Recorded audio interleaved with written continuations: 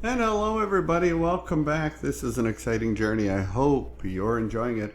So, just kind of an overview kicking off this week.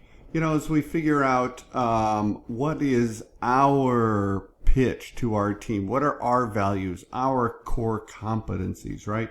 We want to do it in light of our work as project managers. So, remember, project management is about the language of project management. It's about the processes of project management, and there are philosophical things about project management that frame the four pillars that I think make great project managers, and that would be leadership skills, management skills, technical skills, and interpersonal skills, or sometimes we call them soft skills, that emotional IQ, for example.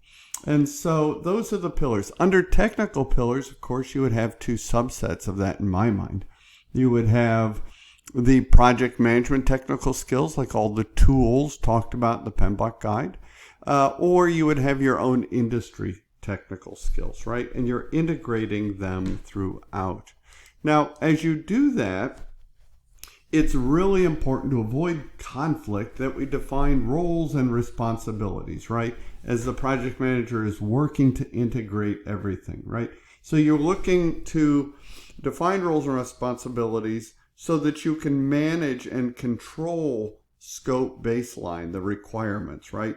And along that, the cost baseline or the budget that you've established, including your contingency reserves, and your schedule baseline, which is your approved version of the schedule. Again, using contingency reserves along the way. Throughout all that, we never want to forget quality, because it's the quality standards and measures that are going to lead to customer acceptance of the deliverable. And of course, when I say customer acceptance of the deliverable, I mean stakeholders. Sometimes, we ourselves as a project manager, we're stakeholders. Our team are stakeholders. Our peer project managers, our leadership above us and below us are stakeholders. But the customer, whether they're internal to the company or external, are also a stakeholder. And the key is to communicate with them constantly. Now, not everybody at the same level. That's why we break out a matrix, a grid that talks about whether we want to manage or just inform, etc., right? But still we want to communicate. When we do a change, think of stakeholder communication. When we need we're looking for requirements, think stakeholders and communication. When we need quality standards, constraints, assumptions, etc. And then, of course, I already mentioned cost, but tied to cost is procurement. Sometimes gets forgotten. And in procurement, those are costs that to me also become risks, go on my risk register, and it's a contracting function, right? So you'll want to work with the procurement manager as a project manager. And then the whole thing is about risk management in this developmental cycle called predictive or waterfall project management. We are always making trade-offs to keep the schedule cost scope tight. Think of it this way. If I modify my scope, it will impact the schedule and cost. If I change the schedule baseline, it will impact scope and cost. If I change the scope or the cost baseline, there will be an impact to schedule and scope. So we're always managing trade-offs to keep it balanced. We've already kind of talked this slide, but it's just a great thing. When I mentioned roles and responsibilities are a super way to reduce conflict and to help build high-performing teams. I've mentioned previously that there are three basic ways to do it: hierarchically, with an assignment matrix, or in a written format. You can find more on this on the PMBOK guide, page 317, if you have access to that. So these are the three ways to define the roles and responsibilities to become great, and these become great stakeholder communications tools. At the bottom is a written roles and responsibilities. I used to have that on my performance reports in the military. The top block had 5 lines, and that was my job. Hierarchically, you can see it in a breakdown structure, right? Sometimes we just call it an org chart, but that would be an organizational breakdown structure. You could also have a resource breakdown structure or use the work breakdown structure in scope. It's a great communication tool, as well as defining roles and responsibilities. In the WBS, I would define the roles and responsibilities in the WBS dictionary. Now, the one we use most often is a RAM, and a type of RAM is a RACI. So RACI stands for responsible, accountable, consult, and inform. So I would list the activity on the left side, on the vertical, and on the horizontal, the people. And I would make note for each activity who I want to consult with, who I want to inform, who is responsible for doing the work, and who is accountable overall. There can only be one of them. Here's a sample RACI chart. And you can see in each row, well, you see the activities on the left. I only listed a few. And the people or the groups on top, right? Andy and DB are people. The rest are groups of people. And you can see, though, in every one of them, there is only one A. There's only one accountable.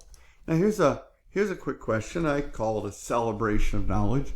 So you are using a RACI matrix to keep track of your deliverables.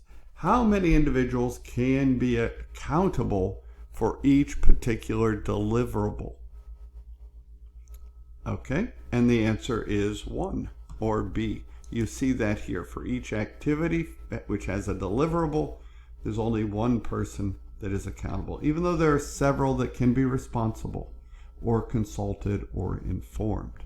Okay, so which brings me to then, how do we get this done once we've assigned roles and responsibilities? Well, largely it's about management and leadership capabilities, right? And the PM at once is a manager, a leader, a team member, and a project manager or integration manager all at once. You can see that management is more about the tasks and the details, more driving, right? The leader is mission, vision, goals, motivation, persuasive, a constant communicator. Leadership is the art of influence in my mind, right? And it comes with it some sort of reward power. So that's kind of a distinction to me in leadership versus management. Now, so management and leadership do require the emotional intelligence aspects that we have been developing through these weeks, right? We need to recognize others' emotions and to express our own, right? I'm always cautious not to tell the team my problems, right? Because there are going to be some out there that just don't care. Some are built that way. That's okay. Those are my issues. But yet at the same time, I turn and work to ensure interest in theirs, because I'm concerned about the productivity of the team. So don't express yours too much, but let your hair down and be open, be yourself. You want to maintain and establish and maintain positive relationships and adjust communications to meet stakeholder needs. And that was all in the stakeholder management conversation, right? On how we do that. We do a stakeholder engagement plan, for example. And so there are layers to EI that we want to be aware of. Leading off, we want to be self-aware, right? Self-analysis is the mark of great leadership, right? Take time, just like you shut your door once a week and think about strategy in your department. Take time, shut the door once a week for an hour and think about to analyze yourself, right? And then find ways to fill in those gaps. Be self-managed, conscious of our own work, yet flexible. When I was on a way to a meeting with a boss, if an airman stopped me and asked me an important question, if it was just how you doing, great, how are you, and keep moving.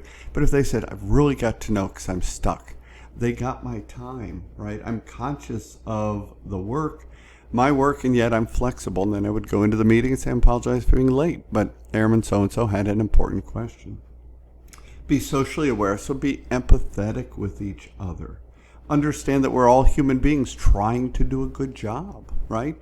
And have to bring different skills and weaknesses, and we want to fill our gaps to maximize the success. And of course, it's important to apply social skills, right? All right, so then, right, we want to make sure we're doing it all in a very productive project management environment. We want to be lean. Lean means a sense of value engineering, right? How do I complete the same scope of work that was planned for less cost? I'm always driving value engineering. Kaizen is one way to do it. Continuous improvements, even in the little things, every single day. And of course, I'm working towards a lean, high-performing environment that is like just in time, where the products arrive just as they're needed and not before. The neat thing about Agile is that Agile's teams self-organize.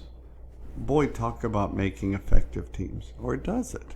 That's another question. Very interesting, but they self-organize. Now, we always, as we define our roles and responsibilities for teams, we're concerned about how do we acquire them, right?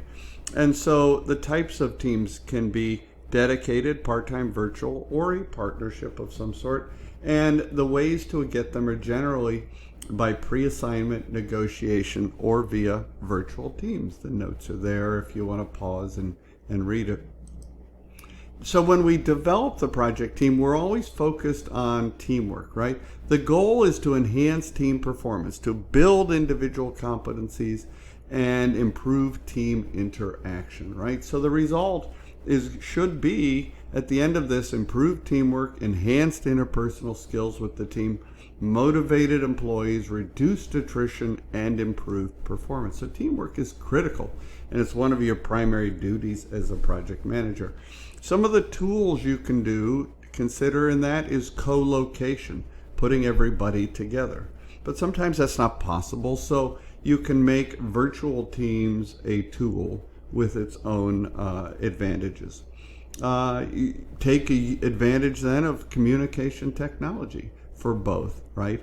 Use your interpersonal skills, do training, and make sure team assessments and evaluations, performance reports are part of it. So when we're building this team over time, this is kind of a three-dimensional figure, and it doesn't happen overnight, right? So you want to make sure that we do this in a methodical approach. Notice on the right here is the U.S. hockey team. I think it was 1980 or 82. 1980, and it was called the Miracle on Ice. You could YouTube it and find a quick video on the Miracle on Ice. But here's a bunch of people that came from different hockey teams that did not like each other because they played for others and they were competitors, and yet they got together and beat in the Olympics a professional team from the Soviet Union. Wasn't supposed to happen, and they did it, right? And that was about building a high-performing team. So notice that as the team's interaction is, and your interaction is going to change over time. You're going to start out by directing them, and eventually, as you team build this little purple bar, you're going to then begin to facilitate, and then eventually, by the end of your project, you should be just supporting them, and they are doing it. So the PM's role is to tell them what to do and to build trust. Then over time, you're going to guide and turn to coaching. Eventually, your team will become autonomous, you hope, and you just begin to participate. You want to delegate and then give them space to work. And finally, you want to help them find new work afterwards. So that should be the life cycle of team development, right? Always be aware of the halo effect. This is a cognitive bias that we can have, and we want to be aware. Like if we see somebody pretty, do we equate, or beautiful or handsome, do we equate that to ability, right? That's a cognitive bias, and it's called the halo effect, right? We end up rating people on all factors based on a single factor, right? And we really want to work to avoid that in our work. So I'm going to pause here and come back with the stages of team development as defined by Tuchman.